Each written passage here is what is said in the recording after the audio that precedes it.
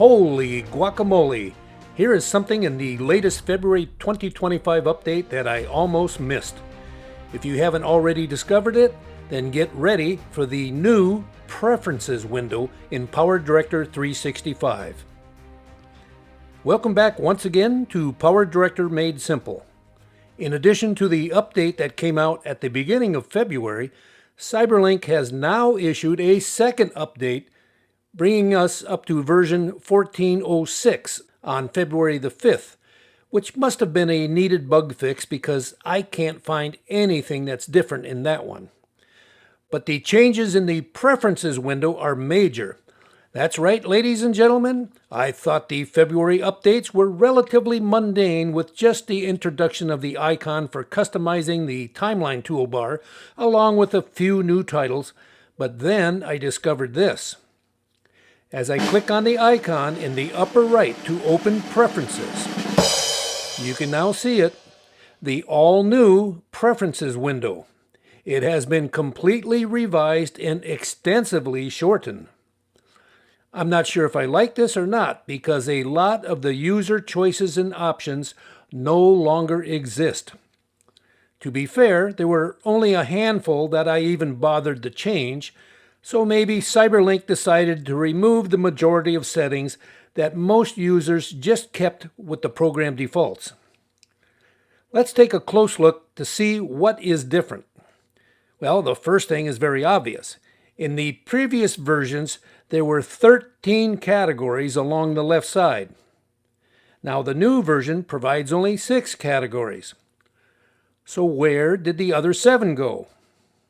Well, here's your information. The capture category no longer exists. The confirmation category is gone, but all of its options were moved to the general category. The director zone category, that no longer exists. The display category, it is gone, except the timeline preview options were moved to the general category. The export category, that no longer exists. The file category, they took and moved all of its options to the new folder and project category. The hardware acceleration category, it is gone, except parts were moved to the new performance category. The improvement program category, that has been all moved to the general category. And the project category, that has been moved all into the folder and project category. So that's 9 categories that have disappeared by name, but 2 new names were added, folder and project and performance.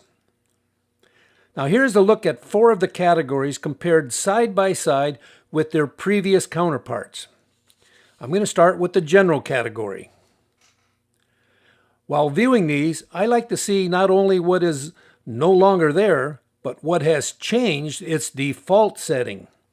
The first thing that I notice is that the choice to play audio while scrubbing the timeline is now unchecked. Thank God, I like it that way.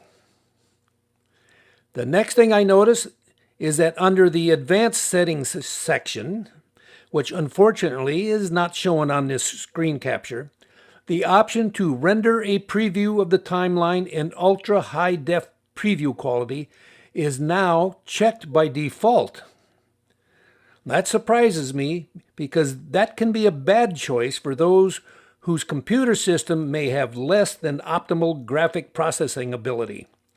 CyberLink's own web pages still advise users to keep this unchecked if their system seems sluggish or unstable while using PowerDirector. Whether you should have this checked or unchecked all depends on your hardware. You can try it checked, but if you run into problems, then uncheck it. Now I've got mine checked, but mine 12th gen Intel CPU and the 3060 NVIDIA GPU can barely keep up. Now here's another surprising one. The option to automatically check for software updates is unchecked by default.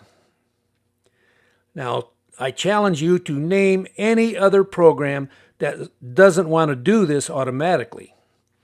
I prefer to keep it unchecked and rely upon the CyberLink Application Manager app instead. Besides, I've had unreliable results checking from within the program. I'll keep mine unchecked.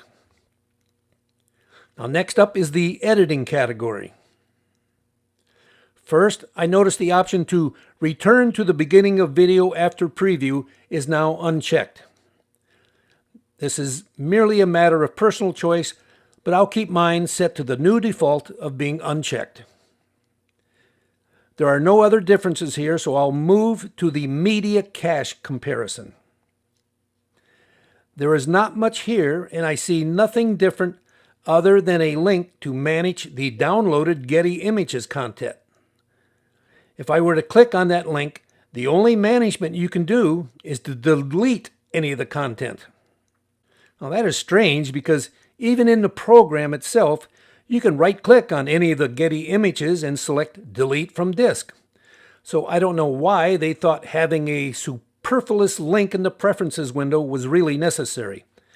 Finally, the other comparison I have is for the CyberLink Cloud category. Other than some rearranging and cleanup of the looks, there were no real changes made to this category. There's nothing to see here, folks. Move along. Now, sharp-eyed viewers may have noticed something else that has changed in every category of preferences. I'll reopen my preferences once more, and as I quickly click through all of the categories, can you spot what is different?